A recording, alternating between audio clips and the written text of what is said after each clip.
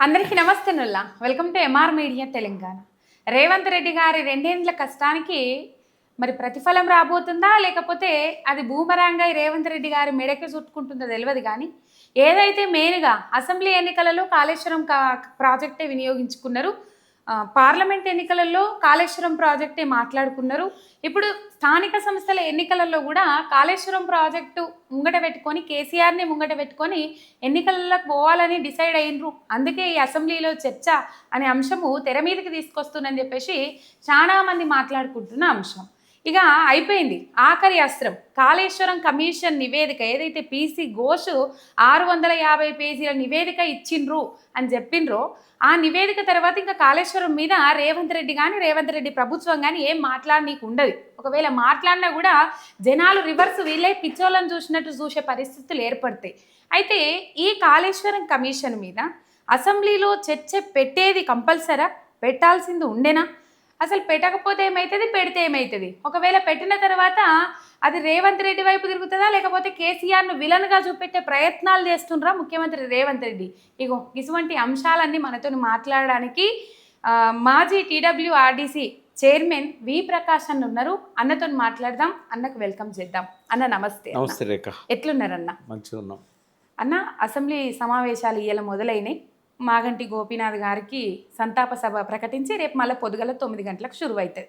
అయితే ఇది షురువు కాకముందే అసెంబ్లీ ముందుగల చిట్చాట్ చేసుకుంటారు కదా కూర్చున్న కాడ. ఆడ మాజీ మంత్రి హరీష్ రావు గారు కొన్ని అంశాలు మాట్లాడిరట. ఏ అంశాలంటే ఈ కాళేశ్వరం ప్రాజెక్టు మీద ఇదివరకే తెలంగాణ భవన్లో పవర్ పాయింట్ ప్రజెంటేషన్లు ఇచ్చినాం, మీరు ఇచ్చిండ్రు, హరీష్ రావు గారు ఇచ్చిండ్రు.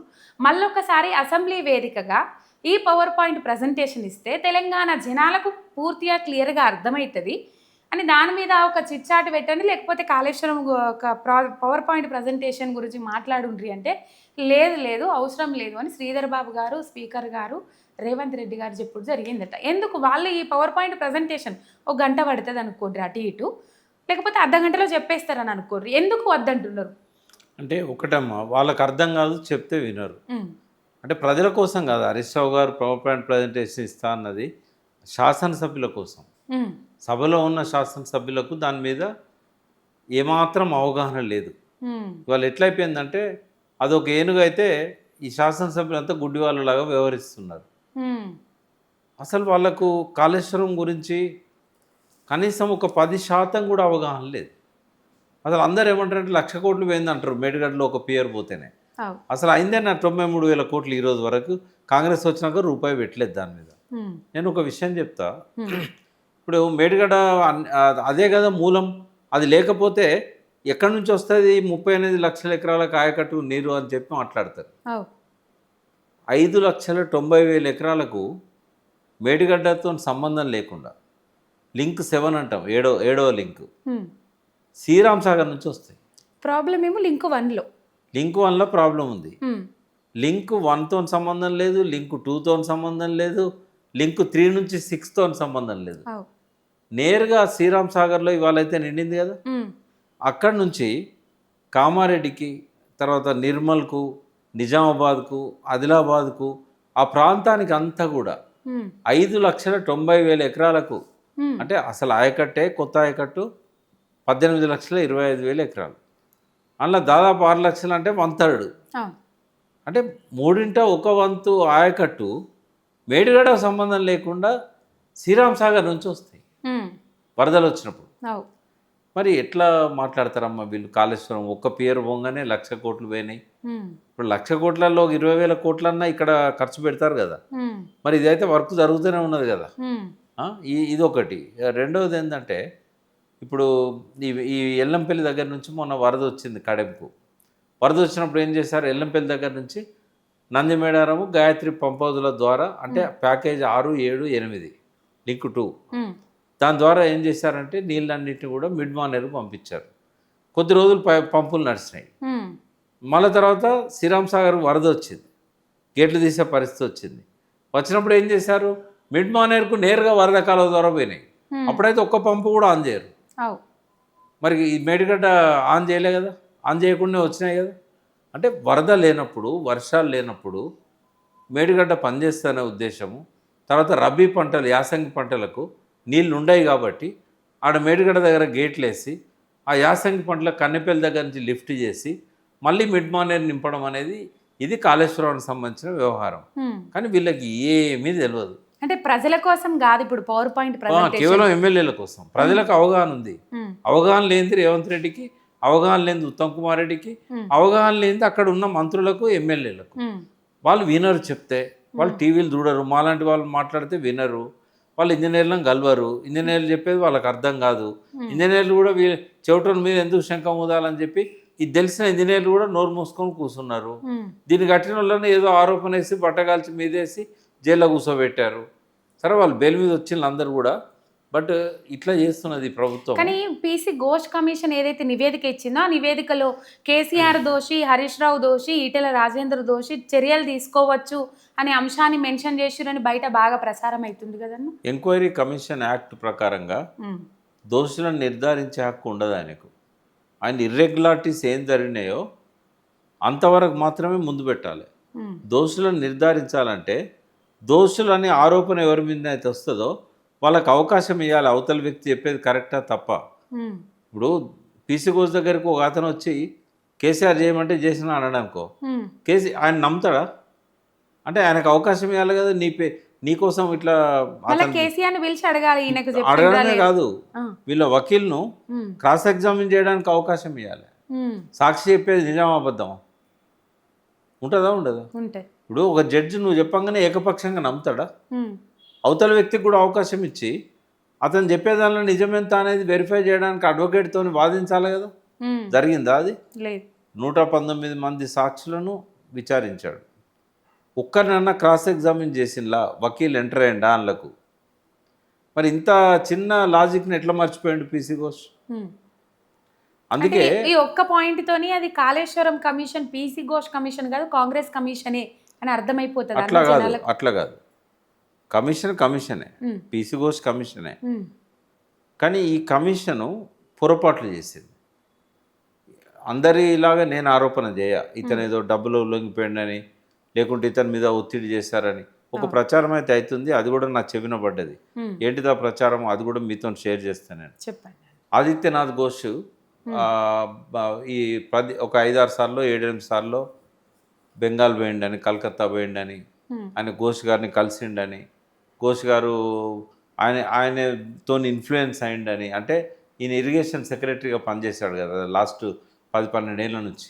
అంతకుముందు సమైక్య రాష్ట్రంలో ఉన్నప్పుడు కూడా ఆయనే పనిచేసిండు. కాబట్టి ఆయన ఏదో డబ్బులు ఇచ్చిండనో లేకుంటే ఒత్తిడి చేసిండనో నేను అనను, కానీ తప్పుదోవ పట్టించిండని మాత్రం నేను చెప్పగలుగుతా. ఒకవేళ అది నిజమే అయితే అవకాశం అయితే ఉన్నది. అట్లా విషయాల మీద ఆయనకు సరైన అవగాహన లేదు. కాబట్టి కాళేశ్వరం అనేది కోదండరాంకు అర్థం కాలే, జయప్రకాష్ నారాయణకు అర్థం కాలేదు, ఆకున్నూరు మురళి అక్కడ కలెక్టర్గా ఉన్నాడు ఆయనకు అర్థం కాలేదు, హరగోపాల్ సార్కి అర్థం కాలేదు, చాలామందికి అర్థం కాలేదు.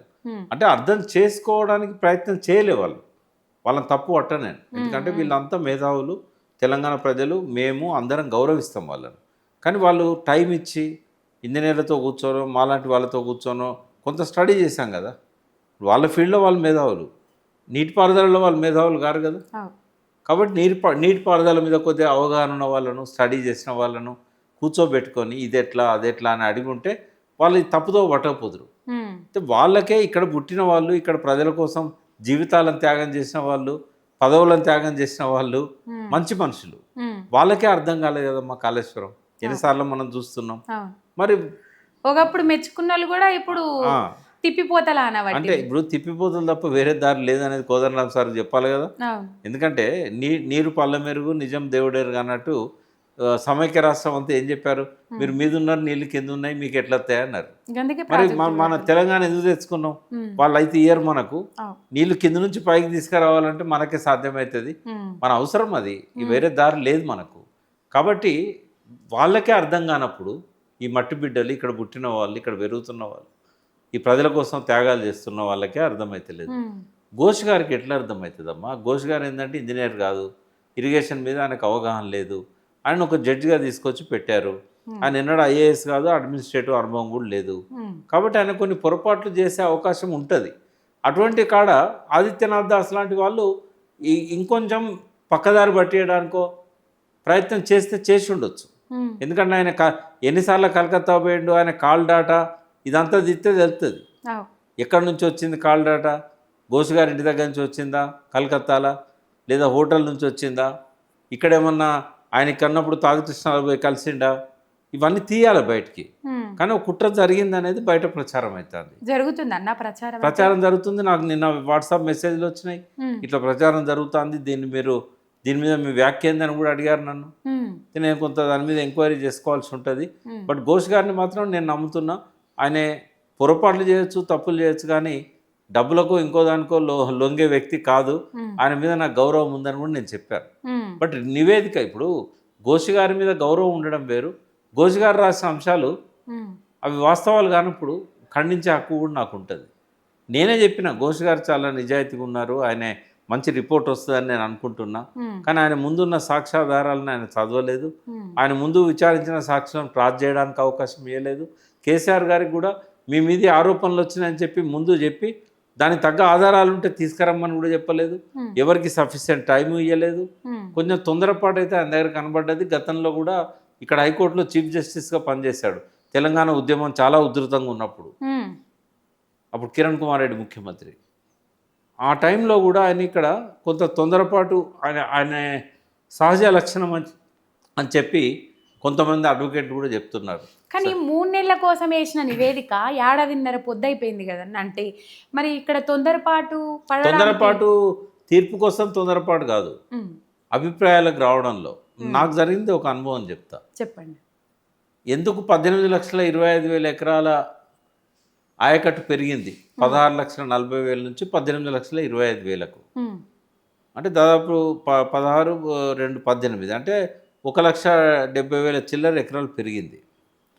రెండవది స్థిరీకరణకు 18,75,000 ఎకరాల ఆయకట్టు కొత్తగా చేరింది. ఉమ్, దీని మీద ఆయన నన్ను అడిగాడు ఆయకట్టు ఎందుకు పెంచారు అని. అప్పుడు నేను ఒక సమాధానం చెప్తూ, తెలంగాణ ఉద్యమంలో భాగంగా ఊరూరా తిరిగినప్పుడు కేసీఆర్ గారికి అక్కడ ప్రజలు ఆత్మహత్యలు వాళ్ళ గోస అంతా చూశారు. ఉమ్, అనగానే నన్ను అడ్డం వచ్చి నువ్వు రాజకీయాలు చెప్పొద్దు ఇక్కడ అన్నాడు. ఉమ్, నేను రాజకీయాలు చెప్పట్లేదు సార్, ఎందుకు పెంచారో చెప్తున్నా, ఆ ప్రజలు డిమాండ్ చేస్తే పెంచాల్సి వచ్చిందని చెప్తున్నా అంటే కూడా no no no I don't want to listen అన్నాడు. విలేకరుల ముందే. ఇక విలేకరులకు కూడా దొరికింది కదా, తెల్లారి వాళ్ళు అదే హైలైట్ చేసిండ్రు రాజకీయాలు చెప్పొద్దు అన్నాడని. నేను చెప్పిన అంటే వినేయి న్యూస్ ఏంటంటే వాళ్ళు సెన్సేషన్ చేయాలి కదా. ప్రకాష్ గారిని చెప్పొద్దు అన్నాడు రాజకీయాలు అని. నేను రాజకీయాలు ఎందుకు చెప్తా, అందరికంటే తక్కువ రాజకీయాలు మాట్లాడేటోని నేను, సబ్జెక్టు మీద మాట్లాడతా. బట్ అక్కడ కూడా ఆయన తొందరపడి నాకు కనబడ్డది. కాబట్టి ఘోష్ గారు ఇంజనీర్ కాదు కాబట్టి పొరపాట్లు చేశాడు, పరిస్థితిని అర్థం చేసుకోలేదు, ఆయనకున్న పరిధిని అర్థం చేసుకోలేదు, ఎంక్వైరీ కమిషన్ ద్వారా ఏం చేయాలనో అర్థం చేసుకోలేదు. ఒక దోషిగా నిరూపణ చేయాలనుకున్నప్పుడు సాక్షిగా పిలవరు, దోషిగానే పిలుస్తారు. కానీ పెళ్లికి పిలిచినట్టుగా కేసీఆర్ గారిని, హరీష్ రావు గారిని, ఈటెల రాజేందర్ను సాక్షులుగా పిలిచాడు. 115వ సాక్షి, 14వ సాక్షి, 13వ సాక్షి, సాక్షులు ఎన్నో సాక్షిగా నేను 101వ సాక్షి. 101. అంటే మిమ్మల్ని ఏమైనా సాక్ష్యాధారాలు తీసుకురమ్మన్నారా రాంగా? నన్ను ఆయన పిలవలే కదా, నేను అఫిడవిట్ ఇస్తే నా అఫిడవిట్ చూసి పిలిచాడు ఆయన. వాళ్ళని అట్లా కాదు, వాళ్ళ అఫిడవిట్లు ఇవ్వలేదు. మీ మీద ఆరోపణలు వచ్చినాయని పిలిచారు, సాక్షిగా పిలిచారు, దోషిగా పిలవాల్సి ఉండే. మీ మీద ఇంతమంది మీ వల్లనే జరిగిందని చెప్తున్నారు, మీరు ఏం చెప్తారని అడగాలి కదా, వాళ్ళకి రాయాలి కదా నోటీసులో. అదేం చేయలేదు ఆయన. అందుకే ఇవాళ 100కి 100 వాళ్ళు హైకోర్టు పీసీ ఘోష్ కమిషన్ రిపోర్టును కొట్టేస్తుంది. ఎందుకంటే ఆయన చేసిన పొరపాట్ల వల్ల, టెక్నికల్ రీజన్స్ వల్ల. ఆయన సుప్రీంకోర్టు ఇచ్చిన రూలింగ్స్ను ఆయన పరిగణనలోకి తీసుకోలేదు కాబట్టి. అది వ్యక్తిగతంగా ఆయనకు నేను ఎటువంటి దురుద్దేశాలను ఆపాదించా, కానీ ఆయన చేసిన పొరపాట్లు అవి అవగాహన లోపం. కేసీఆర్ వేసిన 46 పిటిషన్లలో కూడా ఆ అంశం పొందుపరిచి 100% ఉంది. అది కేసీఆర్ గారు చేసిన ఆరోపణలని ఇవన్నీ ఉన్నాయి. కాబట్టి పీసీ ఘోష్ కమిషన్ రిపోర్టులో ఇన్ని తప్పులు ఉంటే అసెంబ్లీలో ఏం చేస్తారమ్మా వీళ్ళు దాన్ని పెట్టి? ఇలా అసలు ఆ కాళేశ్వరం అర్థం చేసుకున్నాడు ఒక్కడు కూడా లేడు అందులో అసెంబ్లీలో.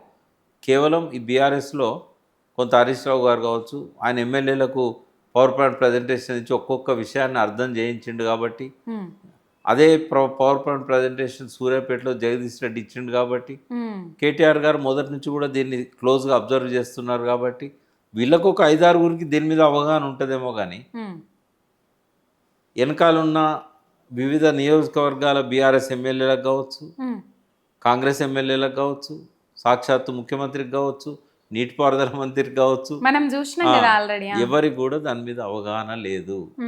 అవగాహన లేకపోవడం తప్పు కాదు, అవగాహన ఏర్పరచుకోవాలి, పెంచుకోవాలి. అవగాహన పెంచుకోకపోతే తప్పులో కాలేస్తారు వాళ్ళు. ఒకవైపు అధికార పార్టీకి గట్టిగా సమాధానం కౌంటర్ ఇచ్చేందుకు బీఆర్ఎస్ పార్టీ నాయకులు ఆల్రెడీ సిద్ధంగా ఉన్నారు. ఈ 660 పేజీలు అని అన్నారు కదన్న, ఆ నివేదిక బయట పెట్టి ఇప్పుడు వీళ్ళని మాట్లాడనీయకుండా చేస్తారా, లేకపోతే వాళ్ళే మాట్లాడుకుంటూ పోతారా? ఏంది అసెంబ్లీలో చర్చ వెనుక ప్రాధాన్యం ఏందన్న? వాళ్ళు ఏమనుకుంటారు అసలు? రోత మాటలు, బూతు మాటలు అవి చెప్పడానికే పెట్టిండ్రు అసెంబ్లీ. కేసీఆర్ మీద బురద చల్లడము, కేసీఆర్ యొక్క ప్రతిష్టను దెబ్బతీయడము, ఇంత మించి రేవంత్ రెడ్డికి ఇంకో టార్గెట్ లేదు, ఆయనకి ఇంకో లక్ష్యం కూడా లేదు. అన్న తెలుసు కాళేశ్వరం ప్రాజెక్ట్ ఎంత మంచిదో, కానీ ఆయన కావాలని చెప్పి ఇవన్నీ చేస్తుంటాడు. ఈ ఈ అసెంబ్లీ సెషన్ అంతా కూడా ఒక ఎప్పుడు మన గతంలో చూడనంత లొల్లి మొదలవుతాడ. మైక్ కట్ చేస్తూ ఉంటారు, హరీష్ రావుని మాట్లాడినారు. ఇప్పుడు ఆయనే మాట్లాడతాడు దీని మీద. కేసీఆర్ గారు రారు. ఎందుకు రారన్నా అంటే ఇంత పెద్ద కాళేశ్వరం అంశం కదా, అంటే రాకపోవడానికి గల కారణం ఇది. ఇప్పుడు అందరూ 1000 కళ్ళతో ఎదురు చూస్తూ ఉన్నారు, కేసీఆర్ గారు వస్తారు అసెంబ్లీలో కాళేశ్వరం గురించి మాట్లాడతారు అని చెప్పేసి. ఇప్పుడు ఆయనకు ఆ అవకాశము ఉన్నది ప్రతిపక్ష నాయకునిగా, కానీ గౌరవం దక్కలేదు కదా. ఇప్పుడు సభలో ఆయనను గౌరవిస్తారా? మా కాంగ్రెస్లో ఉన్న రేవంత్ రెడ్డి గాని వాళ్ళు గౌరవించరు. ఆయనను అవమానపరచాలని చెప్పి రమ్మంటా ఉంటాడు, నోటితో పిలుస్తాడు, నొసటితో వెక్కిరిస్తాడు. కేసీఆర్ గారి మనస్తత్వం నేను 25-26 ఏళ్ళ నుంచి చూస్తున్నా. ఆయన ఉత్తరం రాస్తే కూడా సుజన విధేయుడు అని రాస్తాడు. అంటే మంచి వాళ్లకు మంచి జనం, సుజన అంటే మంచి జనానికి విధేయుణ్ణి అని. మరి అంత ఆత్మగౌరవం కోసం తప్పించే వ్యక్తి, ఆత్మగౌరవ పోరాటాన్నే బావుటాగా ఎగిరేసి తెలంగాణను తెచ్చిన వ్యక్తి ఈ అవమానాలు జరిగే కాడికి ఎందుకు వస్తాడమ్మా? ఒకవేళ కేసీఆర్ గారు లాంటి వాళ్ళు వస్తారన్నా కూడా మాలాంటి వాళ్ళని రావద్దని చెప్తాం. ఎందుకంటే ఆయన ఒక తెలంగాణకు ఎవరు చేయలేని ఒక గొప్ప పని చేసి రాదనుకున్న తెలంగాణను సాధ్యమయ్యేటట్టు చేసిండ్రు కదన్న. ఆనాడు తెలంగాణ కోసము ఎన్నో అవమానాలను ఎదుర్కొని తెలంగాణ ఉద్యమాన్ని ముందుకు నడిపించిండ్రు, తెలంగాణ వచ్చేటట్టు చేసిండ్రు. ఇప్పుడు అదే తెలంగాణ ప్రజలు గోసపడుతుండ్రు కదా. మరి అదే తెలంగాణ ఆనాడు అవమానాలు వేరు, ఈనాడు అవమానాలు వేరు కాదు కదా. మరి తెలంగాణ ప్రజల కోసమే కష్టపడచ్చు కదా. ఇప్పుడు అసెంబ్లీలో ఆయన వచ్చి ఏం చెప్పినా కూడా దానికి ఏం విలువ ఉండదు. ఎందుకు ఉండదు అంటే ఈయన మాట్లాడినాడు, ఫస్ట్ మైక్ కట్ చేస్తూ ఉంటాడు, రెండవది గడియకొక్కళ్ళు లేసి వాళ్ళకి ఎవరికి అవగాహన లేకపోయినా కూడా పిచ్చి పిచ్చిగా వాగుతూ ఉంటారు. ఇంకా కేసీఆర్కు అక్కడ ఏమి ఆయన చెప్పడానికి అవకాశం అయినప్పుడు ఆయన ఏం చేయగలుగుతాడు? అని ప్రజల్లోకి పోవాలి, ప్రజల్లోకి పోయి కాళేశ్వరం మీద ప్రజలను ఎడ్యుకేట్ చేయాలి, ఈ అబద్ధాలను పటాపంచలు చేయాలి. ఈ మధ్య కొద్ది ఆరోగ్యం బాగాలేక ఆయన ఇంకా టైం తీసుకుంటుండు, బట్ ఆ రోజు రానే వస్తుంది. అంటే ఆరోగ్యం బాగలేదని ఈ మధ్యలో చాలా మంది అంటారు, దాన్ని కొన్ని ఛానళ్ళు కూడా వండి వారుస్తూ ఉన్నాయి వార్తలు. అంటే బాగలేడా ఎట్లా, అంటే ఎట్లున్నారు ఆయన? ఏం లేదమ్మా, అది మామూలు షుగర్ ఎక్కువైంది అంతే. ఆయన డైట్లో కొన్ని మార్పులు చేశారు, కొద్దిగా షుగర్ ఎక్కువైంది, దానివల్ల నీరసం ఉంటుంది, కొద్దిగా మధ్య మధ్యలో ఇన్ఫెక్షన్స్, జ్వరం లాంటివి వస్తూ ఉంటాయి. ఆయన ప్రాణానికి ఏం ప్రమాదం లేదు, ఆయన మంచి హెల్దీగా ఉన్నాడు. కాకుంటే చిన్న చిన్న ఇప్పుడున్న వర్షాకాలంలో అనుకోకుండా భారీ వర్షాలు పడతా ఉన్నాయి. వర్షాలు పడ్డప్పుడు ఇన్ఫెక్షన్స్ ఎక్కువ వస్తాయి. డయాబెటిక్ వాళ్ళకు, కొద్దిగా ఓల్డ్ ఏజ్ వాళ్ళకు తొందరగా ఎఫెక్ట్ అవుతుంది. అట్లాంటిదే తప్ప వేరే ఏం లేదు. ఆయన ప్రజల్లోకి పోకుండా ఆయన ఎవరు ఆపలేరు. ఆయన ప్రజల్లో పోతారు, వీళ్ళ అబద్ధాలు ఇవన్నీ కూడా పటాపంచలు చేస్తాడు. కాళేశ్వరం గురించి ఆయన మాట్లాడాల్సింది ఇక్కడ కాదు, ప్రజల్లో మాట్లాడాలి. ఇక్కడ అసెంబ్లీలో హరీష్ రావు గారు, కేటీఆర్, జగదీష్ రెడ్డి వీళ్ళంతా ఉన్నారు కాబట్టి, గంగుల కమలాకర్ గారు, ఉత్తర తెలంగాణకు సంబంధించిన ఇంకెంతోమంది ఎమ్మెల్యేలు ఇంకున్నారు పార్టీలో, వీళ్ళు మాట్లాడతారు. దానికి ఆయనే రావాలి, ఆయనే మాట్లాడాలని ఏం లేదు. కాకపోతే ఒక ప్రతిపక్ష నేతగా ఆయనకు బాధ్యత ఉన్నది, కానీ ఆయన ప్రతిపక్ష నేతగా గౌరవిస్తలేరు. గౌరవం లేని కాడికి ఆయన రావడం అనవసరం. ఆయన ప్రతిపక్ష నేత అంటే ప్రజల్లో కూడా పోయి ఆయన చెప్పుకుంటాడు, ప్రజల హక్కులను కాపాడడానికి ఆయన ప్రయత్నం చేస్తాడు. పవర్ పాయింట్ ప్రజెంటేషన్కి అవకాశం ఇవ్వాల్సి ఉండే హరీష్ రావు గారికి. ఇంకోటమ్మా, ఇప్పుడు ఒక 20-30 పేజీల బడ్జెట్ పుస్తకానికే ఒకరోజు సెలవిస్తారు చదువుకొని రండి అని. మరి 660 పేజీలది ఇవాళ ఇచ్చి వెంటనే చర్చ చేయమంటే చేస్తారా? చేయరు. ఇవ్వాలని ఇవ్వాల్సి ఉండేది. ఇలా సభలో సభ్యులందరికి ఇచ్చి అంటే ఇంతవరకు 660 పేజీలు బయట బయటకు పెట్టలే రాలే. బయట పెట్టలే. ఉమ్, అది ఇవాళ సభ్యులందరికి ఇచ్చి ఓ పెన్ డ్రైవ్ అని ఇచ్చి ఉమ్, మీరు రేపు ప్రిపేర్ అయ్యి రండి అని చెప్పాల్సి ఉండే, ఉమ్, చెప్పలేదు. కానీ అది ఒక ప్రహసనంగా మారిపోతుంది. ఇంకోటి ఏంటంటే ఈ సమయం కూడా కాదు దాని మీద చర్చించడానికి. ఉమ్, ఇప్పుడంతా వరదలు బీభత్సంగా వరదలున్నాయి, ఉమ్, చాలామంది చనిపోతున్నారు, నిరాశ్రయులు అవుతున్నారు. ఇలా పిల్లలకు తల్లులకు కూడా తిండి పెట్టే దిక్కు లేదు. అవు, మరి ఇటువంటి పరిస్థితుల్లో ఇక రేపు ఇంకో 4 రోజులు ఇట్లే ఉంటే కామారెడ్డిలో అంటువ్యాధులు సోకుతాయి. ఉమ్, ఇటువంటిది పట్టించుకోకుండా దాని మీద చర్చ చేయకుండా వర్షాకాల సమావేశాలు పెట్టేదే ఇటువంటి ఇష్యూస్ మాట్లాడడానికి. అవు. మరి రేపు ఏం చేస్తారో చూడాలి. ఉమ్. కానీ మెయిన్ వాళ్ళ టార్గెట్ కాళేశ్వరం కమిషన్ నివేదిక, ఇది ఒక్కటే కనబడతా ఉంది. నివేదికను అడ్డం పెట్టుకొని కేసీఆర్ను బదనాం చేయాలి. బదనాం చేయాలి, ఇది వాళ్ళ కార్యక్రమం. కానీ కాళేశ్వరం అనే ఒక కమిషన్, అది కాళేశ్వరం అనే ఒక ప్రాజెక్టుని తీసుకొచ్చి దాని ద్వారా ఒక కార్పొరేషన్ ఏర్పాటు చేసి ఆ కార్పొరేషన్ నుంచి అప్పులు తీసుకొచ్చి దానిలో 1,00,000 కోట్ల అవినీతికి పాల్పడ్డారు అని చెప్పేసి చాలా మంది మాట్లాడుతున్నారు కదండి, ఏం చెప్తారు? ఇప్పుడు అవినీతి జరిగిందని చెప్పడానికి ఉమ్, ఇంత పెద్ద నెత్తిలో ఒక ఎంట్రీకి అంత ఆధారం లేదు. ఉమ్, పీసీ ఘోష్ కమిషన్ అవినీతి మీద బయటికి తీయమని పెట్టారా?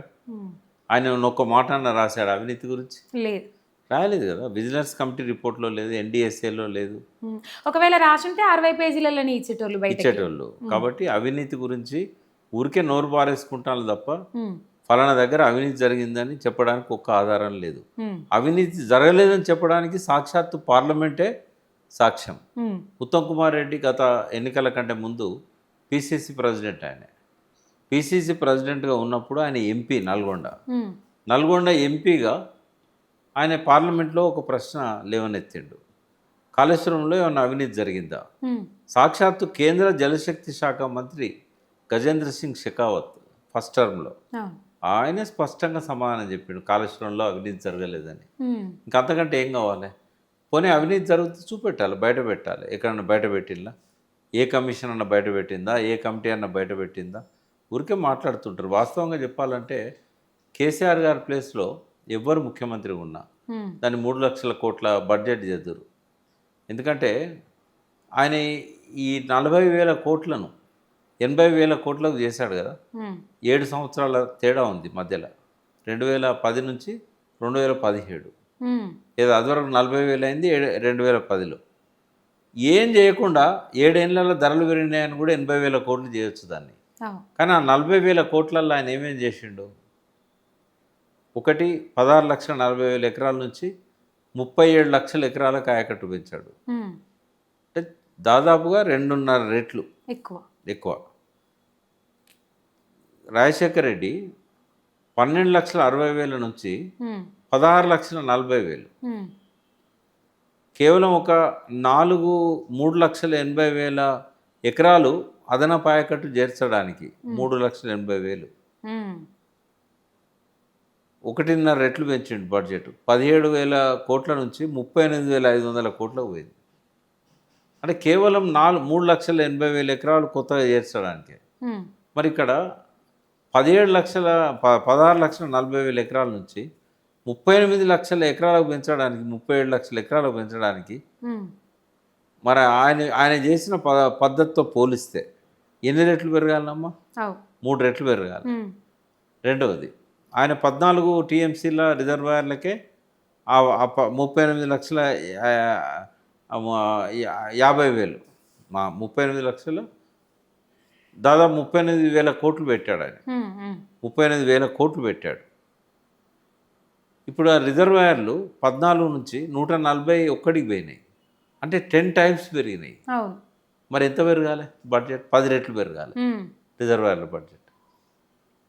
అప్పుడు భూములు 1,50,000 ఎకరం అని పెట్టారు. ఉమ్, అంటే పరిహారం ఇవ్వాలి కదా. అవును. ఇప్పుడు 11 లక్షల నుంచి 17 లక్షలు అయినాయి. అంటే భూముల ధరలు 10 రెట్లు పెరిగినాయి. నష్టపరిహారం ఇవ్వాల్సిందే. ఇసుక ధర పెరిగింది, అవును. సిమెంట్ ధర పెరిగింది, ఉమ్, మన స్టీల్ ధర పెరిగింది, అన్ని పెరిగి. లేబర్ ధరలు పెరిగినాయి. తర్వాత నిర్మాణంలో ఉమ్, స్టాండర్డ్స్ పెరిగినాయి, బ్లాకులు పెరిగినాయి, పియర్స్ పెరిగినాయి, పనులు పెరిగినాయి, కాలువలను డైవర్ట్ చేయడానికి కానీ ఇట్లాంటి వాటికి. ఉమ్, తర్వాత బాహుబలి పంపుల కెపాసిటీ పెరిగింది, ఉమ్, పంపుల సంఖ్య పెరిగింది, 2 టీఎంసీలు పోయి 3 టీఎంసీలు అయినాయి. సొరంగాల కైవారం పెరిగింది 1.8 నుంచి 2 టీఎంసీలు రోజు పోవడానికి. మరి 10 మీటర్లకు పెంచారు. ఈ కొత్త రిజర్వాయర్లు చాలా వచ్చినాయి, కొత్త కాలువలు వచ్చినాయి, కొత్త అలైన్మెంట్స్ వచ్చినాయి. సింగూరు నిజాం సాగర్ అంతకుముందు లేకుండే, అవి దీనికి కలిసినాయి. ఇవన్నీ ఇంక్లూడ్ కాగా కొత్త 3 బ్యారేజీలు వచ్చినాయి, 3 పంపింగ్ స్టేషన్లు వచ్చినాయి, 3 సబ్ స్టేషన్లు వచ్చినాయి. అంటే నేనేమంటున్నా అంటే ఆ ప్లేస్లో ఇంకో సీఎం ఉంటే 7 ఏళ్ళు అయింది కాబట్టి ధరలు డబుల్ అయినాయి అని చెప్పి 80,000 కోట్లు చేసినా కూడా ఎవరు మాట్లాడకపోయేవాళ్ళు. ఈయన అట్లా చేయకుండా ఏం చేశాడు, 80,000 కోట్లలోనే ఇన్ని అడ్జస్ట్ చేశాడు. ఇంకా పెంచి ఇన్ని పెంచాడు. అంటే 10 రెట్లు టీఎంసీలను పెంచాడు, స్టోరేజ్ను. ఆయకట్టు దాదాపు 3 రెట్లు పెంచాడు, 16,40,000 నుంచి 37 లక్షలు. అంటే ఇంక 20 లక్షల ఎకరాలు అదనంగా ఆడైనాయి. మరి ఇన్ని చేస్తే బ్యారేజీలు ఎక్కువైనాయి, పంపింగ్ స్టేషన్లు ఎక్కువైనాయి, పంపింగ్ కెపాసిటీ ఎక్కువైంది, బాహుబలి పంపులు తెచ్చాడు. మరి ఇన్ని చేస్తే 40,000 80,000 కోట్లు అయితే ఆశ్చర్యం ఏమున్నదమ్మా. వాళ్ళు డిస్కషన్కు నిలబడలేరమ్మా, చర్చకు నిలబడలేరు. ఇప్పుడు మేడిగడ్డ దగ్గర 3,500 కోట్లు అయింది, అదొక 1,800 కోట్లే అని అన్నారు. అంటే మేడిగడ్డ దగ్గర ఒక బ్లాకే పెరిగింది. అంటే ఎందుకు పెంచిందో అంటే ఆయన పైనుంచి హెలికాప్టర్లో కూర్చొని లెక్కలు చేస్తారు వాళ్ళు, వ్యాప్కోస్ వాళ్ళు. ఫీల్డ్ మీద ప్రతిదీ కూడా స్టడీ చేయాలి కదా. మీరే అంటారు కదా, కింద భూగర్భ శాంపిల్ తీసుకోవడంలో ఫెయిల్ అయ్యారు, ఇది ఫెయిల్ అయ్యారు, అది ఫెయిల్ అయ్యారు. నోటి మాటలే, ఆడ సాక్ష్యం చూస్తే అన్నీ కరెక్ట్ ఉన్నాయి. కావాలని చెప్పి బురదలడానికి నేనైతే 100కి 100% అది బాంబులు పెట్టి పేల్చారని మొదటి నుంచి చెప్తున్నా. ఇప్పటికీ అదే కట్టుబడి ఉన్నా నేను. అన్న, ఈ కాళేశ్వరం ప్రాజెక్టు అంటే ఈ మేడిగడ్డను పడావ పెట్టుడెనక 2, ఒకటి ఇచ్చంపల్లికి లైన్ క్లియర్ అవుతుంది, రెండోది బనకచెర్లకు లైన్ క్లియర్ అవుతుంది అనేది ఒక పాయింట్. ఈ రెండింటికంటే ఇంకో ముఖ్యమైన పాయింట్ ఉంది. ఇది కట్టిన కాడ నుంచి గోదావరి డెల్టాల రాజమండ్రి, కొవ్వూరు, ఎడమ కాలువ, కుడి కాలువ, ధవళేశ్వరం ఆనకట్ట కింద ఈ 5 ఏళ్ళ నుంచి వాళ్ళకు వర్షాకాల పంటలకు నాట్లకు నీళ్ళు లేకుండా పోతున్నాయి. ఏసంగి పంటలకు అసలు పంట పొట్టకొచ్చే సమయానికి నీళ్ళు లేకుండా పోతున్నాయి. బాగా నష్టపోయినలు, ఆయకట్టు తగ్గింది, ప్రతిసారి గొడవలు మొదలవుతున్నాయి. ఆడ ప్రభుత్వం మీద ఒత్తిడి మొదలవుతూ ఉంది. 2019 నుంచి 2023 దాకా మేడిగడ్డ కుంగేదాకా వాళ్ళు సఫర్ అయ్యారు. వాళ్ళ పోలవరం అనేది కట్టుకొని నీళ్ళ నిల్వ చేసుకునేదాకా రేవంత్ రెడ్డితో వాళ్ళు మేడిగడ్డ కట్టకుండా చంద్రబాబు ఒక రహస్య ఒప్పందం చేసుకున్నాడు. ఇంకా అండర్స్టాండింగ్ వాళ్ళిద్దరి మధ్య. కాబట్టి ఏదో ఒకటి చెప్పాలి, మళ్ళీ ఎలక్షన్ల దాకా కాళేశ్వరం అట్లనే సాగదీయాలి. పోలవరం పూర్తయ్యేదాకా మేడిగడ్డను ముట్టొద్దు. రిపోర్ట్ల పేరుతోని, కమిషన్ల పేరుతో కాలయాపన చేయాలి. మీరు మాట్లాడేటప్పుడు ఇదే ఆఖరాస్త్రం అన్నారు. ఇది ఆఖరాస్త్రం కాదు, పీసీకోజ్ది. రేపు మళ్ళీ ఇంకా సిట్ అంటారు, ఇంకో కమిషన్ అంటారు, మళ్ళీ ఇన్వెస్టిగేషన్లు మొదలవుతాయి. పీసీకోస్ ఇచ్చిన దాంతో కేసీఆర్ని అరెస్ట్ చేయడానికి చట్టం ఒప్పుకోదు. కాబట్టి మళ్ళీ అరెస్ట్ చేయాలంటే ఇంకో కేసు నడపాలి, మళ్ళీ ఇన్వెస్టిగేషన్ ఏజెన్సీని పెట్టాలి. ఇది అంతా అయ్యే పని కాదు, ఇంకా అస్త్రాలు వస్తూనే ఉంటాయి, పోతూనే ఉంటాయి. ఇది తెలంగాణ ప్రజలే అర్థం చేసుకోవాలి. ఇలా జరుగుతున్న మోసాలు, కేసీఆర్ మీద వాళ్ళు చేస్తున్న కుట్రలు, ఇవి ప్రజలు అర్థం చేసుకోవాలి తప్ప వాళ్ళు అర్థం చేసుకునేదాకా రేవంత్ రెడ్డి ఒక పేరుతోనో మరో పేరుతోనో కంటిన్యూ చేస్తూనే ఉంటాడు ఈ కుట్రలు. అంటే ఇప్పుడు చంద్రబాబుతో కుదుర్చుకున్న ఒప్పందం కోసమా, లేకపోతే కేసీఆర్ను బదనాం చేయడం కోసమా? రెండు ఒకటే కదమ్మా, సేమ్. ఆయన ఒప్పందంలో ఇది ఒక భాగం. రోజు కేసీఆర్ని ఎదుర్కోలేకపోయాడు చంద్రబాబు నాయుడు. ఆయన ఎన్ని కుట్రలు చేసినా కూడా విజేతగా నిలిచింది కేసీఆరే. తెలంగాణను అడ్డుకోవాలని చూసిండు, తెలంగాణను రాకుండా ఆపాలనుకున్నాడు. ఇవన్నీ కూడా ఆయన కేసీఆర్తోనే పొత్తు కలిసి తెలంగాణ రాకుండా అడ్డుపడాలనుకున్నాడు. తర్వాత ఆయన దించేసిన కేసీఆర్ను, అంటే 2004లో రాజశేఖర రెడ్డితో కాంగ్రెస్తో కేసీఆర్ పొత్తు పెట్టుకోకపోతే చంద్రబాబుకు అంత పెద్ద దెబ్బ తగలేదు కాదు. అటువంటి చంద్రబాబు కసితో ఉన్నాడు కేసీఆర్ని కొట్టాలని. ఎన్నిసార్లు ప్రయత్నం చేసినా ఆయన వల్ల కాలే. తెలంగాణ రాకుండా ఆపడం కూడా ఆయన వల్ల కాలే. కానీ ఆ పగ తీర్చుకోవడానికి ఇక్కడ ఒక శిఖండిని ముందు పెట్టాడు. ఆ శిఖండితోనే ఆయన పగ తీర్చుకోగలిగాడు. రైట్. కేసీఆర్ని అరెస్ట్ చేయాలంటే దమ్ము కావాలన్నా, ఎవిడెన్స్ కావాలన్నా, ఏం కావాలన్నా ఏం చెప్తారు?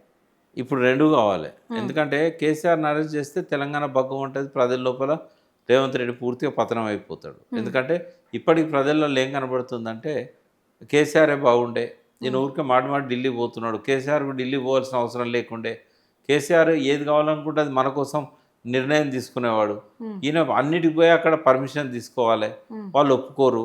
కాబట్టి ఈ కేసీఆర్ పాలనే బాగుండే అనేది ఒకటి వచ్చింది. కేసీఆర్కు మనం ఓడగొట్టి అన్యాయం చేసినాం అనే పశ్చాత్తాపం మొదలైంది. కేసీఆర్ ఉన్నప్పుడు రైతు బంధు వచ్చేది, రైతు భరోసా సక్రమంగా వచ్చేది, అదేవిధంగా రైతు బీమా వచ్చేది, విత్తనాలు కూడా ఎరువుల కొరత లేకుండే. ఇప్పుడు యూరియా కోసం మళ్ళీ లైన్లలో చెప్పులు పెట్టాల్సి వస్తుంది. ఆ 10 ఏళ్ళు మనకు ఆ దౌర్భాగ్యం లేకుండే. ఇట్లాంటివన్నీ కూడా ఎంత కరువు ఉన్నా కూడా నీళ్ళు ఇచ్చేవాడు.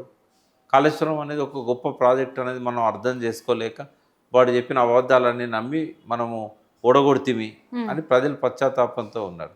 ఈ మధ్య ఒక సర్వే సంస్థ ఆర్ఆర్, దాని పేరు ఆర్ఆర్, ఈ సంస్థ ఏం చేసిందంటే అదేదో పూర్తి అది పేరు కూడా నాకు తెలియదు ఆర్ఆర్ అంటే ఏందో, బట్ వాళ్ళు ఇచ్చిన రిపోర్ట్ ఒక దగ్గర నేను చదివిన. వాళ్ళు ఏమున్నదంటే మీరు ఏ జిల్లా లెక్కలు చేయండి, 50 నుంచి 58% కేసీఆర్కు మంచి ముఖ్యమంత్రిగా వస్తే ఈ 18 నుంచి 24% రేవంత్ రెడ్డికి వచ్చింది. కొన్ని జిల్లాల్లో 10% వచ్చింది. అంటే ఎక్కడ 24%, ఎక్కడ 58%. ప్రజల లోపల ఒక పశ్చాత్తాపం మొదలైంది అనేది ఆ సర్వే చూపెడుతుంది. ఈ సర్వే ఎవరు చేయించారు? సాక్షాత్తు రెవెన్యూ మంత్రో లేకుంటే ఆ మంత్రిమండలిలో ఒక సభ్యుడు చేయించినట్టు చెప్పారు వాళ్ళు, కాంగ్రెస్ నుంచి. వాళ్ళ సర్వే వాళ్ళకి ఎదురు కొట్టింది. ట్విట్టర్ అఫీషియల్ ట్విట్టర్ పేజ్ నుంచి కూడా ఫామ్ హౌస్ పాలన కావాలన్నా అది వేరు, ఈ పాలన కావాలన్నా. ఇప్పుడు ఏంటంటే ప్రజల లోపల ఒక ఆలోచన మొదలైంది, స్వయం పాలనే బెటర్ మనకు. కొద్దిగా కేసీఆర్ గారి మీద మనం కోపంతో మనం లేకుంటే ఇంకేదో వీళ్ళు చెప్పిన అబద్ధాలు నమ్మో లేకుంటే 6 గ్యారెంటీలు నమ్మో మనం అనవసరంగా ఒక మంచి పరిపాలకుని దూరం చేసుకున్నాము అనే బాధ అందరి లోపల. కానీ ఒక 2 వారాల క్రితం ఇదే ముచ్చట మాట్లాడుకున్నాం అన్న. ఏం చెప్పిండ్రు అప్పుడు అంటే కాంగ్రెస్ మీద వ్యతిరేకత పెరిగింది వాస్తవం, కానీ కేసీఆర్ బీఆర్ఎస్ మీద అభిమానం ఇంకా అంతగానం పెరగలే ఊహించిన దానిగా. అయితే ఇప్పుడు ఏంటంటే బీజేపీ అనేది ఒక ఆలోచన కొంతమందిలో ఉండే, ఓసారి 2 సార్లు టీఆర్ఎస్కి వేసినాం, ఒకసారి బీజేపీ కాంగ్రెస్కి వేసినాం, ఓసారి ఎత్తే పోదా అని ఒక ఆలోచన కొంతమంది యూత్లో ఉన్నది. అయితే మెల్లమెల్లగా వాళ్ళకు కూడా ఏమనిపిస్తుందంటే ఈ ప్రయోగాలు చేస్తే మళ్ళీ ఇంకా మనం పతనం అయిపోతాం, నాశనం అయిపోతాం. మంచిగా నడిచిన పాలన కదా అది, ఆ డెవలప్మెంట్ విషయంలో ఆయన ఏం తక్కువ చేయలేదు కాబట్టి అట్లా రీథింకింగ్ మొదలైంది. బట్ ఈ రెండింటిని బేరీజ్ వేసుకున్నప్పుడు కాంగ్రెస్ మీద వ్యతిరేకత ఎక్కువ భాగం బీఆర్ఎస్కి వస్తుంది. గత 5-6 నెలలకేళ్ళు చూస్తున్నాం అన్న ఇంటర్వ్యూ టైం ఎప్పుడు ఇస్తారన్నా, అన్న ఎప్పుడు ఇస్తారే టైం, ఇట్లా చెప్పినప్పుడల్లా ఈరోజు 5 ఛానళ్ళకి ఇచ్చినమ్మా, ఈరోజు 6 ఛానళ్ళకి ఇచ్చినమ్మా, ఈ టైమింగ్ ఈ షెడ్యూల్, ఈ 6 నెలల నుంచి పూర్తిగా ఈ కాళేశ్వరం గురించి ఎక్స్ప్లెయిన్ చేయడానికి మీ టైం అంతా తీసుకుంటుండ్రు, ఇంటర్వ్యూలు ఇస్తాండ్రు. ప్రజలలో ఒక అవగాహన, నేనంటే ఒక 60% వేస్తా అన్న. నా వరకైతే ప్రజలకు కాళేశ్వరం గురించి ఇంత అవగాహన వచ్చిందంటే మా సొంటలకైనా ఇంకా కొంతమందికి అవగాహన వచ్చిందంటే మీరు ఒక 60% పాత్ర పోషించిర్రంట. నేను అంటే కేవలం ఛానల్సే కాదు రేఖ, నేను ఈ 6 నెలల్లో 30 వ్యాసాలు రాశాను. 30 వ్యాసాలు కాళేశ్వరం మీదనే. అవగాహన కోసం ఒక ఎలక్ట్రానిక్ మీడియానే కాదు, ప్రింట్ మీడియాలో కూడా మళ్ళీ 2వ సారి చదువుకోవడానికి 3వ సారి చదువుకోవడానికి ఇట్లా చెప్పడం వేరు. అంకెలతో సహా, ఇప్పుడు అంకెలు చెప్పలేము మనం మీడియాలో, బట్ రాసిన నేను కాళేశ్వరం గురించి. బెదిర శ్రీరామ్ కాళేశ్వరాన్ని వ్యతిరేకించినప్పుడు ఆయనకు సమాధానంగా ఆయన ఆంధ్రజ్యోతి పత్రికలో 5 రోజులు సీరియల్ రాశాడు విషం కక్కుతూ. దానికి కౌంటర్గా 5 రోజులు నా మంచి దోస్తు ఈ కాళేశ్వరం చేయబట్టి మంచి స్నేహితులను పోగొట్టుకోవాల్సి వస్తుంది. వాళ్ళు ఏమనుకుంటారో మనకు తెలియదు, కానీ కోదండరామ్ గారి, అరగోపాల్ లాంటి వాళ్ళను, ఆకునూరు మురళి లాంటి వాళ్ళను, జయప్రకాష్ నారాయణ లాంటి వాళ్ళను వ్యక్తిగతంగా చాలా సన్నిహితులు, బట్ వాళ్ళ మీద కూడా నేను వ్యాఖ్యలు చేయాల్సిన పరిస్థితి వస్తుంది. అంటే శ్రీరామ్ గారు అన్నారు ఒక ఇంటర్వ్యూలో, మీరు మాట్లాడినది నేను విన్నాను, మీరు రాసింది కూడా చదివాను, నాకు మీ మీద ఏం కోపం లేదన్నాడు. ఓకే ఫైన్, ఎందుకంటే అందరం ఉద్యమకారులమే కదా. కానీ ఈ కాళేశ్వరం చేయబట్టి కొందరు అర్థం చేసుకోక కొంత వేరే ఉద్దేశాలు, వేరే పార్టీలు ఉన్నారు కాబట్టి వేరే ఉద్దేశాలతో ఇట్లాంటి మాటలు వదిలిపెట్టాల్సి వస్తుంది. రాసేటప్పుడు ఏమైందంటే మనం ప్రతిదీ సాక్ష్యాధారాలతో రాస్తాం, స్టాటిస్టిక్స్ డాటా, అవి చదివితే మాత్రం మనకు అర్థమవుతుంది మేధావులకు కూడా. దాదాపు ఇప్పుడు ఒక పుస్తకం వేయాలి నేను, ఎందుకంటే ఆ కాళేశ్వరం మీద నేను చేసిన శ్రమ ఒక దగ్గర తీసుకొస్తే ఎవరికైనా రిఫరెన్స్ ఉంటుంది. అంటే నాకు అర్థమైంది ఏం తెలుసా, మన తెలంగాణలో ఉన్న యూత్ జనము మేధావుల కంటే నాకు తెలిసి 1,00,000 మంది ఎన్ఆర్ఐస్ ఈ నా వ్యాసాలతోని నా మాటలతో ప్రభావితమై వాళ్ళు రోజు మెసేజ్లు పెడుతూనే ఉంటారు, ఫోన్లు చేస్తూనే ఉంటారు. మీ వల్ల మాకు కాళేశ్వరం నిజాలు అర్థమైనాయి.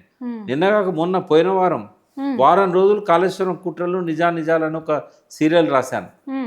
నమస్తే తెలంగాణ. మేడిగడ్డ ఎట్లా బ్లాస్ట్ అయిందో రాశాను. ఆధారాలు కనుక ఎవరైనా చూసినట్టయితే నేను ఇచ్చినవి ఖచ్చితంగా మేడిగడ్డను బ్లాస్ట్ చేశారని నమ్ముతారు. దాని మీదనే ఎంక్వైరీ చేయొచ్చు కదా ఈ ప్రభుత్వం. నేను చేసిన ఆరోపణలు కరెక్టా, నేను చూపెట్టిన ఆధారాలు కరెక్టా కాదా? అది ప్రజల సొమ్మమ్మ. కేసీఆర్ సొంత ఇంటి డబ్బుతో కట్టలే కదా. మరి రేవంత్ రెడ్డి సర్కారు మరి నిజంగానే ఇది బ్లాస్టా, ఇది ఎవరు చేశారు, ఆధారాలతోని మనం ఎంక్వైరీ చేస్తే విషయం బయటకు వస్తుంది. తెలంగాణ బతుకు మార్చిన ప్రాజెక్టు కాళేశ్వరం ప్రాజెక్టు. మరి ఆ ప్రాజెక్టు మీద విషయం జిమ్ముతున్నప్పుడు మీ వంతు కృషి మీరు చేస్తున్నారు కదన్న. ఈ మధ్యలో ఎప్పుడైనా కేసీఆర్ని కలవడం కానీ లేదమ్మా, పిలవడం కానీ ఏమన్నా లేదు. జరిగింది? ఆయన బర్త్డేకి పోయి నేను విషయం చెప్పాను. నేను కలవాలనుకోలేదు, ఆయన నన్ను పిలవలేదు. ఎప్పుడైనా పీసీ ఘోష్ కమిటీ రిపోర్ట్ వచ్చినాక ఒకసారి రిపోర్ట్ వచ్చినాక కాదు, నేను పోయి సాక్ష్యం చెప్పి వచ్చినాక ఒకసారి ఫోన్లో మాట్లాడాడు అంతే. అంతకుమించి ఎప్పుడు కూడా నేను ఆయనతో మాట్లాడలే. బర్త్డే రోజు కూడా ఫార్మల్గా పోయి విషయం చెప్పి వచ్చాను. ఆయన చల్లగా ఉండాలని కోరుకుంటాను నేను. అందుకే బర్త్డే రోజు పోయి బర్త్డే విషయం చెప్పాను అంతే. అంతే మించి ఎన్నడూ దాదాపుగా ఆయన ముఖ్యమంత్రిగా దిగిపోయిన తర్వాత నేను 3 సార్లు కలిశాను. ఒకసారేమో ఇమ్మీడియట్గా అంటే రేవంత్ రెడ్డి ప్రమాణ స్వీకారం చేయకముందే ఆయన ఓడిపోయిండు అంటే ముఖ్యమంత్రిగా దిగిపోయిండు కాబట్టి ఒకసారి కలిసి మాట్లాడొచ్చాను. ఎక్కువ మాట్లాడలేదు. ప్రజలు తప్పు చేశారు, 4 రోజులు అయితే వాళ్ళే తెలుసుకుంటారు, మీరు లేని లోటు ఏందో వాళ్ళకి తెలుస్తుందని ఒక మాట చెప్పొచ్చా. రెండోసారి బర్త్డేకి పోయినా. మూడోసారి ఆయన బర్త్డేకి పోయినప్పుడు ఒకసారి పార్టీ మీటింగ్కి అబ్జర్వర్ అయినా రమ్మని అడిగాడు, పార్టీలో లేను కాబట్టి. సో దానికి కూడా అటెండ్ అయినా. తర్వాత బహిరంగ సభలో ఒకసారి కలిశాను అంతే. 4 సార్లే మొత్తము. నేను నల్గొండలో పెట్టిన నాగార్జున సార్ మీద కూడా నేను పోలేదు, నీళ్ళ మీటింగ్ పోలేదు, ఇంకా ఏం మీటింగ్ కూడా నేను పోలేదు, ఆయన కలవలేదు. వీళ్ళని కూడా నేను చాలా తక్కువ సార్లు కలిసి హరీష్ రావు గారినైనా కేటీఆర్ గారినైనా ఏదైనా అడిగితే వాళ్ళకు సమాధానం చెప్తా తప్ప పెద్ద పోయి నేను వాళ్ళతో ఉండను. అంటే నేను ఒక ఇండిపెండెంట్గా ఉందాం అనుకున్నా. జయశంకర్ గారి లాగా ఆయన నిర్వహించిన పాత్ర నేను నిర్వహించాలి. ఎందుకంటే తెలియని వాళ్ళకు విషయాల మీద అవగాహన ఇవ్వాలి. మనం తెచ్చుకున్న తెలంగాణ నవ్వులపాలు కావద్దు. ఇంత కష్టపడి కట్టిన కాళేశ్వరాన్ని అర్థం చేసుకోవాలి. పొరపాట్లు ఉంటే ఉండొచ్చు, ఆ పొరపాట్లను బయటికి తీయాలి, సరిచేయాలి. కానీ దాన్ని శాశ్వతంగా జల సమాధి చేస్తామా అమ్మ మేడిగడ్డను? వాళ్ళు ఎట్లా అర్థం లేకుండా మాట్లాడతారు, నవ్వుకుంటారు జనాలు. ఎందుకంటే ఇట్లా ప్రాజెక్ట్ కట్టంగానే అట్లా నీళ్ళు రావాలంటారు 1,00,000 ఎకరాలకు. ఎట్లా వస్తాయి? కాలువలు తీయాలి కదా. పంట కాలువలు అనేది చాలా లేట్ అవుతుంది. ఇప్పుడు పిల్లర్లే స్లాబ్ వేయంగానే ఆ ఇంట్లో పోయి సంసారం చేస్తారా? పిల్లర్లు వేయడానికి స్లాబ్ వేయడానికి 15 రోజులు 4 రోజులు చాలు. మన లోపల ఇంటీరియర్స్కి ఎక్కువ టైం పడుతుంది, బాత్రూమ్లు గోడలు సింకులు అని పెట్టుకోవడానికి. అట్లనే వ్యవసాయం చేసేటప్పుడు కూడా బ్యారేజ్ కట్టడానికి ఎక్కువ టైం పట్టదు. పంట కాలువలు, డిస్ట్రిబ్యూటరీలు, ప్రధాన కాలువలు, పిల్ల కాలువలు, ఇవన్నీ చాలా టైం పడుతుంది. అది ఇప్పుడు నాగార్జున సార్ ప్రాజెక్ట్ ఉంది, 55 నుంచి 58 మధ్యలోనే డ్యామ్ కట్టిండ్లో 3-4 ఏళ్ళల్లో. 63 వరకు మొత్తం అయిపోయింది. కానీ నీళ్ళు వేయడానికి 20 ఏళ్ళు 25 ఏళ్ళు పట్టింది. శ్రీరామ్ సాగర్ నది డ్యామ్ను ఒక 10 ఏళ్ళల్లో కట్టిండ్రు, 73 వరకు డ్యామ్ అయిపోయింది. కానీ నీళ్ళు ఎప్పుడు ఇచ్చిన 2006 తర్వాత కూడా ఇవ్వలేకపోయింది ఇప్పటికి కూడా. కానీ మొట్టమొదటి ప్రాజెక్టు 3 ఏళ్లలో పూర్తయి నీళ్లు కూడా పూర్తయి దాదాపు 1,00,000 ఎకరాలకు కొత్త ఆయకట్టుకొచ్చింది. దాదాపు 17 లక్షల ఎకరాలకు స్థిరీకరణ జరిగింది. ఎట్లా పడితే అట్లా మాట్లాడతారమ్మా. నేను అందుకే మెయిన్ స్ట్రీమ్ ఛానల్లో పోతలేను. ఆ ఒక్క జీటీవీ ఏంటంటే భరత్ గారు ఫ్రెండ్ కాబట్టి ఆయన ప్రతిసారి రిక్వెస్ట్ చేస్తాడు. ఇక నేను చాలాసార్లు నేను ఎవరితో నేను ఇంటరాక్ట్ గాను, నాదేదో నా వర్షన్ తీసుకున్నాను వదిలే అని చెప్తా. నేను ఏ ఛానల్ పోతలేను. టీ న్యూస్లో ఏంటంటే వాళ్ళు డైరెక్ట్ సబ్జెక్ట్ అడుగుతారు, అక్కడ ఉన్న వాళ్ళు కూడా నాతో గొడవ పడరు, ప్రిపేర్ అయ్యి వస్తారు.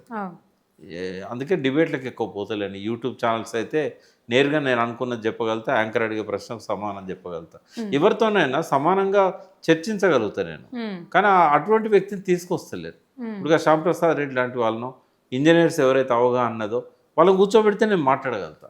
కానీ పొలిటికల్గా రాళ్ళేసే వాళ్ళని బురద చల్లే వాళ్ళని కూర్చోబెడితే నేను ఏం మాట్లాడగలను? ఇట్లాంటి వాళ్ళని కూర్చోబెడితే ఇంకా అవగాహన రాదు, అట్లాంటి వాళ్ళని కూర్చోబెడితే ఇంకా ఎక్కువగా అవగాహన పెరిగే అవకాశం. అంటే వాళ్ళకు కూడా నా మీద గౌరవం ఉంది, నేను మాట్లాడేది వాళ్ళు అర్థం చేసుకుంటాను. కానీ వాళ్ళ పార్టీ స్టాండ్ ప్రకారంగా వాళ్ళు ఉండాల్సి వస్తే ఇప్పుడు అద్దంకి దయాకర్ కావచ్చు, బీజేపీ రాకేష్ రెడ్డి కావచ్చు, వీళ్ళందరూ నేనంటే బాగా అభిమానం. నేను చెప్పే సబ్జెక్ట్ పట్ల కూడా వింటారు, వాళ్ళకి అవగాహన ఉంటుంది. కానీ వాళ్ళ ముఖ్యమంత్రి వాళ్ళ పార్టీ నాయకులు ఒక స్టాండ్ ఇస్తారు వాళ్ళకు. ఇచ్చినప్పుడు వాళ్ళు పొలిటికల్గానే మాట్లాడతారు. ఇక వాళ్ళతో నేను వైరం పెంచుకోలేను కదా. అంతే. మొత్తం మీద ఈ కాళేశ్వరం కమిషన్ తోనైతే కేసీఆర్ శ్రీకృష్ణ కమిటీ రిపోర్ట్ ఏ గతి పట్టిందో కాళేశ్వరం కమిషన్ రిపోర్ట్ కూడా అదే పడుతుంది. అంతే. అదొక 3-4 ఏళ్ళ దాకా దాన్ని పట్టించుకోలేదు. లాస్ట్లో తెలంగాణ ఇచ్చినప్పుడు ఈ కమిషన్ 6వ ఆప్షన్గా తెలంగాణ ఇవ్వన్నదని ఒకసారి మెన్షన్ చేశారు. కానీ దాని మీద చర్చ జరగలేదు. అట్నే ఎలక్ట్రిసిటీ కమిషన్ వేశారు. ఇప్పటి వరకు అది ప్రభుత్వం బయటే పెట్టలేదు. కనీసం ఇళ్ళకెళ్ళన్నా 60 పేజీలు తీసి ఘోష్ గారి రిపోర్ట్లో ఎన్ని తప్పులున్నాయో చెప్పగలిగారు మనకు.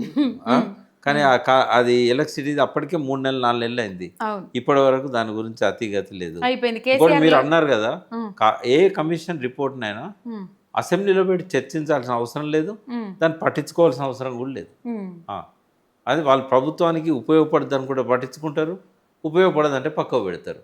దాని మీద ఎటువంటి అరెస్ట్ వారెంట్లు ఉండవు, ఎటువంటి క్రిమినల్ కేసులు ఉండవు. ఇప్పుడు అరెస్ట్ వారెంట్ ఇవ్వాలన్నా, క్రిమినల్ కేసు చేయాలన్నా ఘోష్ గారు ఇచ్చిందా లేదన్న ఒక ఆధారం సాక్ష్యం దొరికింది అనుకో, మళ్ళీ ఎంక్వైరీ జరగాలి. మళ్ళీ సిట్టో లేకుంటే మళ్ళీ ఇంకోటో, క్రిమినల్స్ అయితే ఆ సిట్తోనే ఎంక్వైరీ చేస్తారు. కాబట్టి ఇవన్నీ ఈ పత్రికలల్లో మీడియాలో సెన్సేషన్ అయితే తప్ప కేసీఆర్ని అరెస్ట్ చేసేది ఉండదు, జైలు పంపేది ఉండదు, వారెంట్ ఇచ్చేది ఉండదు. ఎవరు కూడా దాని గురించి ఆందోళన చెందాల్సిన అవసరం అసలు. ఇప్పుడు అన్నారు కదా అన్న, ఈ ఒర్రుడు, ఈ ముచ్చట్లు, ఈ బూతులు అని అన్నారు కదా, అంటే అవేమైనా స్థానిక సంస్థల ఎన్నికలలో ఉపయోగపడతాయని అనుకుంటున్నారు? పడతాయని అనుకున్నారు వాళ్ళు. బట్ ఇప్పటికే జనం లోపల ఒక డిసిషన్ వచ్చేసింది, ఎవరు కోటేయాలనేది తేలిపోయింది. నిన్నగాక మొన్న పాలమాకులో పోయినా, అయితే మళ్ళీ ఎవరు వస్తారమ్మా అని నేను అడిగిన. ఏమున్నది, ఇచ్చే బారే నిష్పెట్టినాం, తన్నే బారే ఎమ్మడబడిపోతున్నాం అంటే 1 మిలియన్ మెంబర్స్ చూసిరన్న. అది అట్లున్నది, ప్రజలలో కూడా అవగాహన వచ్చేసింది దాదాపు. అట్లున్నదన్న. థ్యాంక్ యూ అన్న. జై తెలంగాణ. జై తెలంగాణ.